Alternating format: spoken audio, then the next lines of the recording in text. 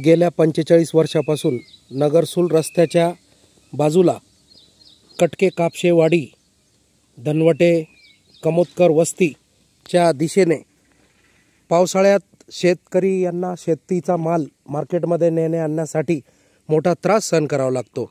गेल्या 45 वर्षापासून म्हसोबा बंधारा ते कटके कापशेवाडी या नगरसूल पुणेगाव दरसवाडी डोंगरगाव पोच कालव्याच्या दिशेने कटके कापशेवाडी वस्तीकडे जाणारा रस्ता म्हसोबा बंधारा तसेच धनवटे कमोदकर वस्तीकडील गेल्या 45 वर्षापासून या ठिकाणी गेल्या अनेक वेळा आंदोलन करून नाशिक जिल्हाधिकारी कार्यालय पालकमंत्री व संबंधित अधिकारी यांना या संदर्भात निवेदन देऊन सुद्धा ऐन पावसाळ्याच्या वेळेस शेतकऱ्यांना आपला शेतीमाल मार्केटला नेणे आणण्यासाठी मोठा त्रास सहन करावा लागतो।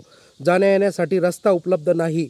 त्यासाठी कटके कापशेवाडी नगरसूलपासून 5 ते 7 किलोमीटर अंतरावर श्री क्षेत्र कानिपनाथ महाराज मंदिर कोळगाव मौजे कोळगाव तालुका येवला जिल्हा नाशिक याकडील संबंधित गेल्या 15 वर्षापासून जनसंघर्षाचा लढा कटके कापशेवाडी वस्ती कमोदकर धनवटे यांच्याकडून सतत पाठपुरावा करून देखील सुद्धा जिल्हाधिकारी कार्यालय तहसील कार्यालय प्रांताधिकारी कार्यालय यांच्याकडे निवेदन देऊन सुद्धा शासन प्रशासन कोणत्याही प्रकारे याकडे लक्ष केंद्रित करीत नाही।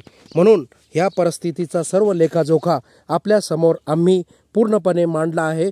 पावसाळ्यामध्ये देखील शाळेय विद्यार्थ्यांना शाळेतील मुला मुलींना ज्येष्ठ नागरिक वयोवृद्धांना देखील येण्या जाण्यासाठी मोठा त्रास सहन करावा लागतो।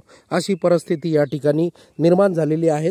तरी शासन प्रशासनाने तात्काळपणे लक्ष केंद्रित करून संबंधित या 5 किलोमीटर अंतरावरील मौजे कटके कापशेवाडी नगरसूल तालुका येवला जिल्हा नाशिक याकडे गांभीर्याने लक्ष केंद्रित करून त्वरित पाहणी करावी आणि रस्ता पूर्णपणे डांबरीकरण करण्यात यावा अशी मागणी या परिसरातील सर्व समस्त ग्रामस्थ पंचक्रोशीतील सर्व शेतकरी यांनी या निवेदनाद्वारे माननीय जिल्हाधिकारी कार्यालय नाशिक पालकमंत्री नाशिक यांच्याकडे रवाना केली आहे।